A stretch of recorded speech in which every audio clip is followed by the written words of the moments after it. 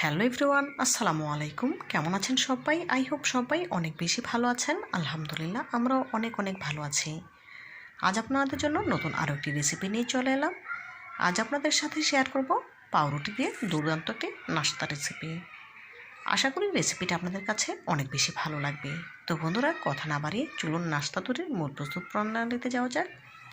নাস্তা তৈরি করার জন্য এখানে নিয়েছি একটি সেদ্ধ আলু, সাথে নিয়েছি একটি সেদ্ধ ডিম।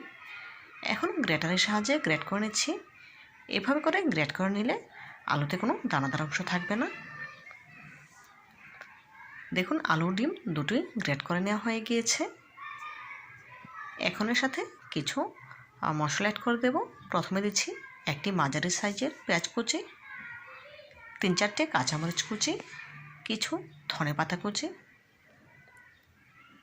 দেব হাফ চা চামচ গরম মশলার গুঁড়া, 1 চা চামচ লাল মরিচের গুঁড়া, স্বাদ মতো লবণ, দিয়েছি হলুদ গুঁড়া। এখন সবগুলো উপকরণ চামচের সাহায্যে নেড়ে মিশিয়ে নেব। হাত দিয়ে মেশাতে গেলে দেখা যাবে একদম দলা পেকে যাচ্ছে। এটা আমি দলা পাকাতে যাচ্ছি না, সেজন্য আলতো হাতে একটু মিশিয়ে নিচ্ছি।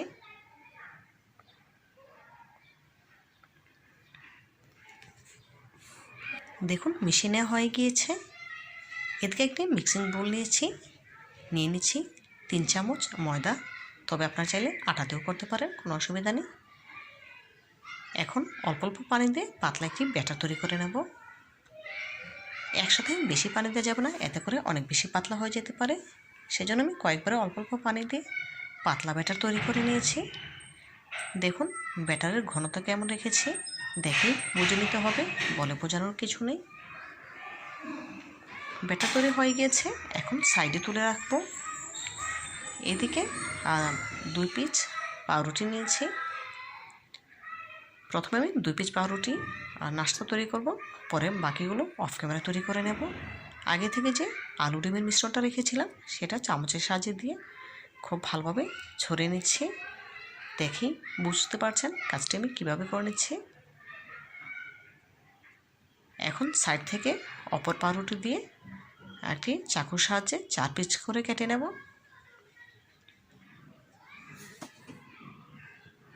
আমি আমার পছন্দ মতো শেপে কেটে নিচ্ছি, তবে আপনারা চাইলে আপনাদের পছন্দ মতো যে কোনো শেপে কেটে নিতে পারেন, কোনো অসুবিধা নেই। এভাবে করে একই প্রসেসে বাকি পাউরুটিগুলোতে আলুর মিশ্রণ লাগিয়ে নেব। আগে থেকে যে ময়দার মিশ্রণটা আমি রেডি করে রেখেছিলাম সেটাতে এখন একটু চুবিয়ে নেব। কাজটি খুবই আলতো হাতে করতে হবে, যেহেতু পাউরুটিগুলো এমনিতেই অনেক সফট, বেশিক্ষণ ভিজে রাখা যাবে না। চুবিয়ে নিয়ে সাথে সাথে তুলে নিতে হবে। এদিকে একটি প্লেটে নিয়েছি কিছু ব্রেড ক্রাম্বস। পাউরুটির নাস্তাটি ব্রেড ক্রাম্বসে কোট করে নিচ্ছি। এভাবে করে একই প্রসেসে সবগুলো কোট করে নিয়েছি।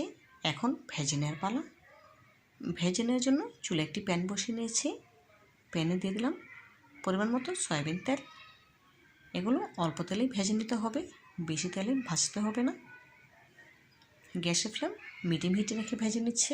প্রথমে আমি 4 পিস দিয়েছি, বেশি গাদাগাদি করে দিতে যাব না, তাহলে ওটাতে ঝামেলা হবে। এক পিঠ যখন কিছুটা ভাজা হয়ে গিয়েছে তখন উল্টে নেব। আলতো হাতে উল্টে নিচ্ছি।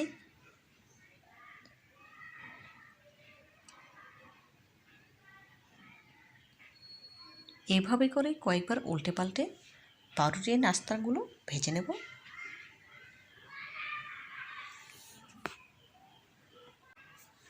এভাবে করে কয়েকবার উল্টে পাল্টে পাউরুটির নাস্তাগুলো ভেজে নেব।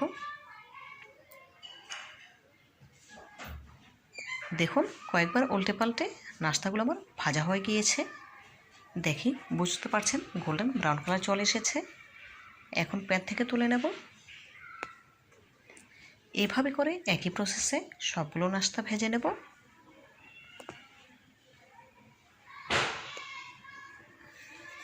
দেখুন, সবগুলো নাস্তা ভেজে নেওয়া হয়ে গিয়েছে। মাশাআল্লাহ, ফাইনাল লুক দেখুন, দেখতে কতটা সুন্দর এবং লোভনীয় লাগছে।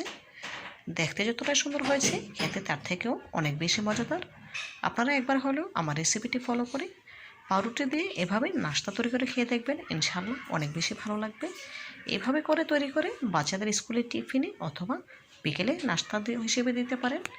সবাই অনেক বেশি মজা করে খাবে। তো বন্ধুরা, আজকের মতো বিদায় নিচ্ছি। ভালো থাকবেন সবাই।